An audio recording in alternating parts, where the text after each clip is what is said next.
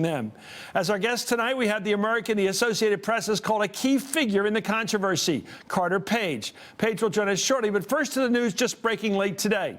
The news site The Intercept is reporting that the Russian military intelligence group executed a cyber attack on at least one U.S. voting software supplier, according to a highly classified intelligence report. The report indicates that Russian hacking may have penetrated further into the U.S. voting systems than was previously understood. In fact, just an hour after the story was posted, authorities announced the arrest of the contractor who allegedly leaked that report, according to NBC News.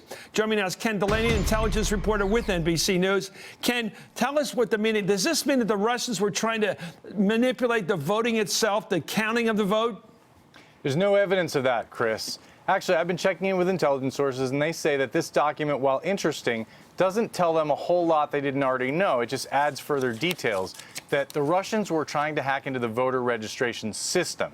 So this document alleges that they sent, for example, 100 spear phishing attempts to election officials, trying to get into their systems, and that they actually successfully hacked a contractor that worked on voter registration systems. And what's interesting here is it appears that the Russians could have done a lot more to wreak havoc on election day by, for example, changing voter registration files so that when people showed up to vote, they weren't allowed to vote. But that didn't happen. We're not completely sure why that didn't happen. But just to be clear, this document makes no allegations about any changing of votes, and they say that actually the outcome of this hack is unclear.